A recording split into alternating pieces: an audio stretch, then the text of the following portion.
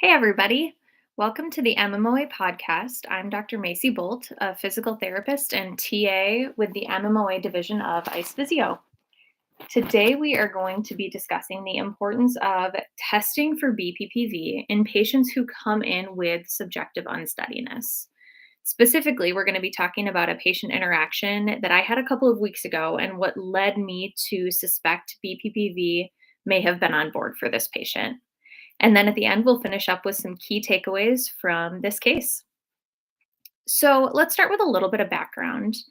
Sarah is a 78-year-old patient that I have been working with for about 6 months after she had a really long couple of years with a ton of health complications. Ultimately, her conditions led her to being on a really high dose of prednisone for nearly 18 months. So she presented to me after she was diagnosed with multi-level compression fractures in her spine due to steroid-induced osteoporosis. Along with that, she had significant deconditioning and a lot of gait difficulty due to the inactivity and fear of movement. So she and I had been working really, really hard together. She was making awesome progress with strength, with transfers, and had started to walk without an assistive device for the first time in many years, which she was so excited about. And really, the biggest win that she and I had had was that she was motivated to exercise for the first time in her entire life because she was really starting to see progress. So, like I said, we'd been working together for 6 months. Some days are better than others. But when she came in for her visit 2 weeks ago, things were really different. She reported feeling like she was sliding backwards with her progress. She was feeling off in general. And her husband noted that she was a ton less steady around the house. And when they went to church the Sunday prior, she really struggled to walk to the front of the church for communion, which was one of her primary goals, basically from the start of us working together, is that she wanted to confidently be able to walk up and take communion with her church community. So, ironically, it happened to be progress note day, this day that she was not feeling like herself. So I had planned to run a few different outcome measures to really, show the progress she was making and things, but we totally had to pivot based on how she was presenting because it was so different than what she had been presenting like. So, just in general, this is kind of just an umbrella statement. I don't think there is a right or a wrong way to go about assessing a significant shift in symptoms. Sometimes patients come in all over the place, especially our older adult patients. So, like I said, there's no right or wrong here, but I'm just going to take you all through how I chose to handle the situation and kind of my order of operations for where my brain went with trying to figure out what the heck was going on with Sarah. So, here's what I started with. I started with what I consider to be the basics of truly any patient care interaction, regardless of age, regardless of who I'm treating. So, I started with vitals, sleep, hydration, and nutrition. So, we started with vitals. I took blood pressure, heart rate, and SpO2. All of those came back within the patient's norm. She has a very stable, healthy heart rate at baseline with no medication management, and that had not changed.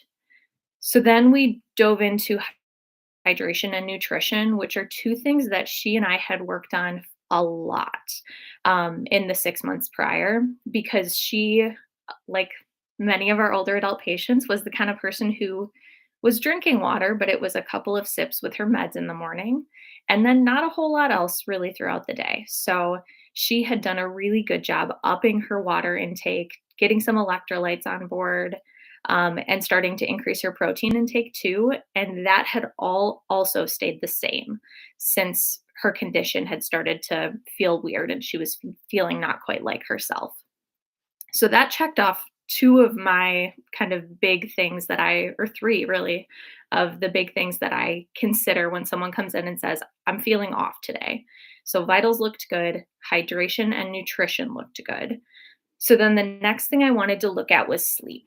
So just kind of some background here. When Sally or Sarah first came in to see me, she one of the main goals she had was to start sleeping in her bed again because she had been sleeping in the recliner for about a year because she had had two pretty traumatic falls off of the edge of the bed after transitioning out of bed. So her husband and she had decided that the recliner was just a safer option. So we spent, I would guess, probably 6 weeks, and our sessions were literally transfers in and out of bed. We practiced that so, so, so much. And she had it down. She was so, so strong with that transfer.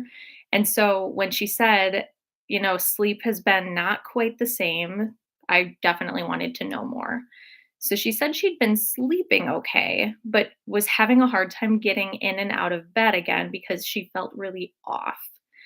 So this is when some alarm bells started to ring for me.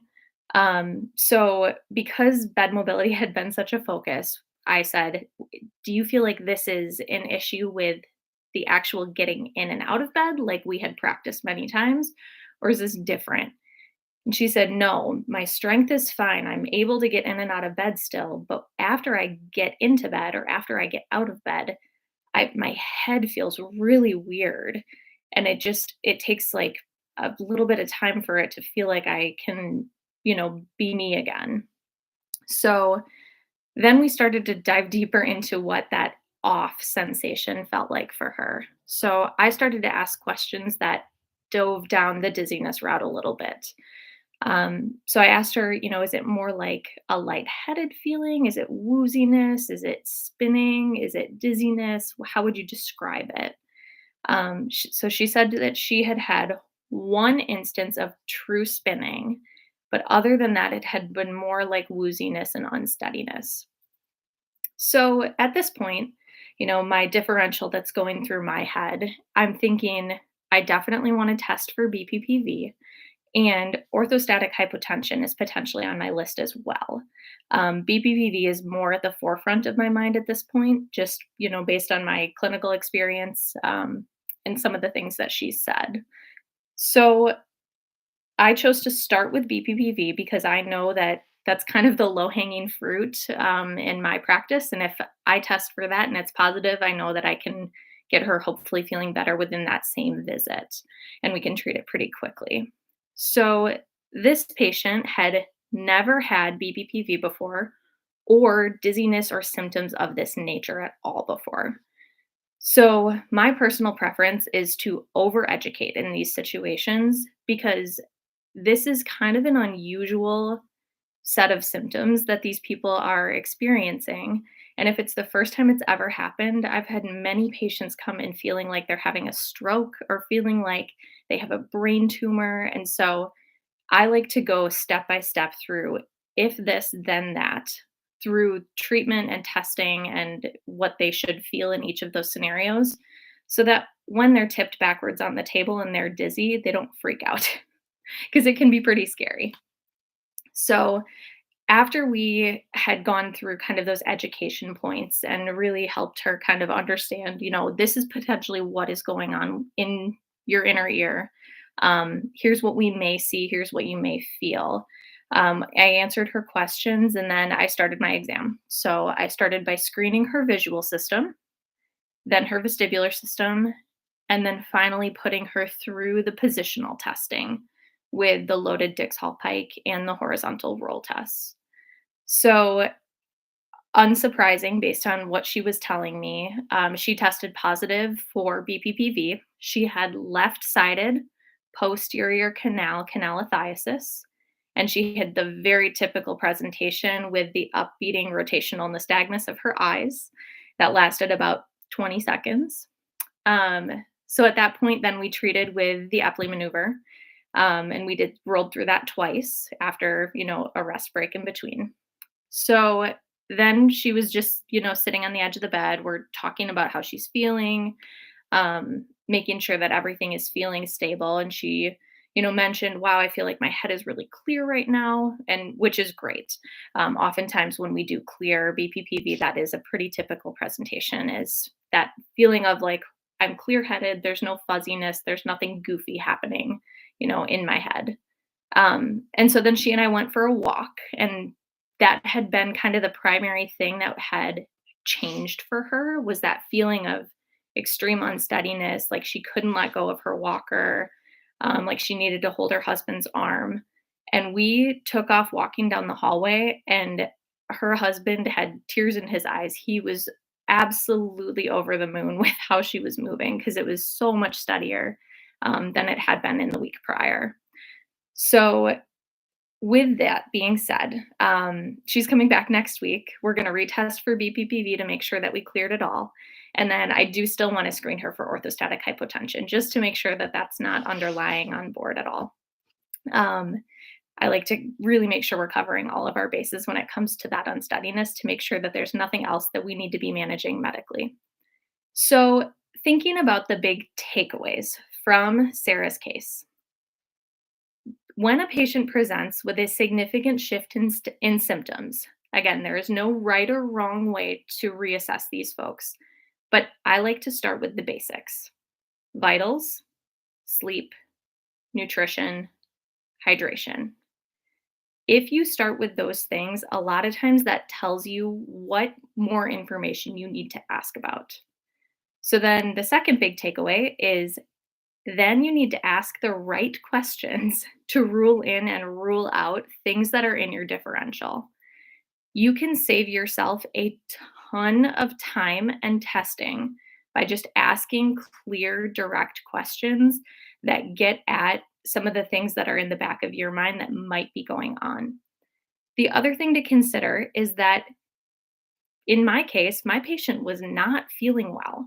And so if I had run her through 6 different tests to try and figure out what was going on, she may have tested, been symptomatic with a lot of those things, even if they weren't true positive tests.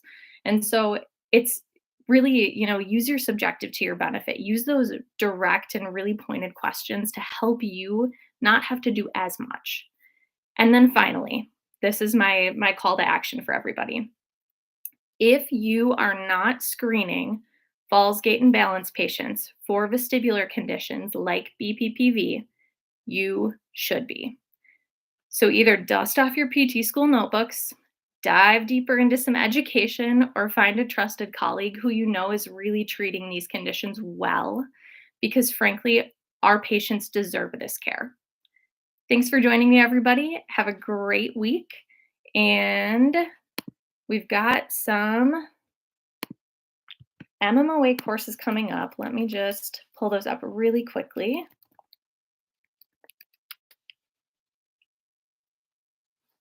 My list got closed. Bear with me, everybody.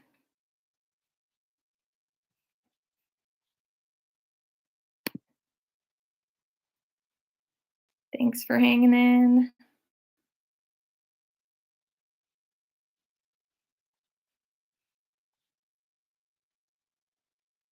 Okay, coming up on November 2nd and 3rd, we are going to be in Mineola, New York.